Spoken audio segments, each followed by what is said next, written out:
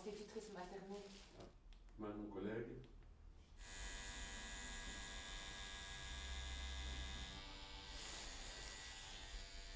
Je mets donc mon travail sur les réseaux sociaux et ça arrive assez souvent donc, de retrouver mes dessins sur des sites un peu quelconques où on a retiré ma signature et que d'autres tatoueurs les reprennent tels quels et les tatouent tels quels sans rien remodifier. Et c'est ce qui est arrivé en l'occurrence avec cette personne. Il a repris deux de mes dessins qu'il a tatoués à l'identique sur deux de ses clients à prix réduit. Donc en plus de voler, c'est de la concurrence déloyale.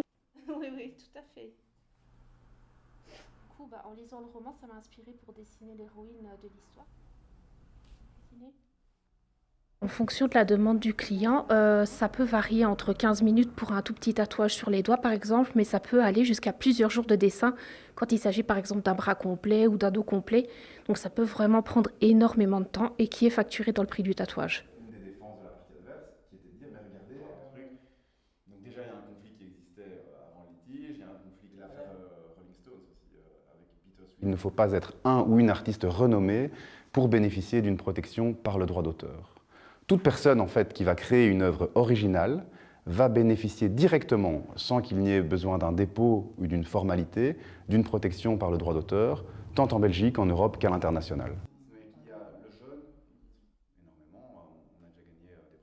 Il faut toujours, lorsqu'on entend utiliser une œuvre qui est protégée par le droit d'auteur, s'inquiéter de savoir qui est son auteur, qui est titulaire des droits, et de demander à cette personne l'autorisation et de l'obtenir, cette autorisation, avant de reproduire cette œuvre.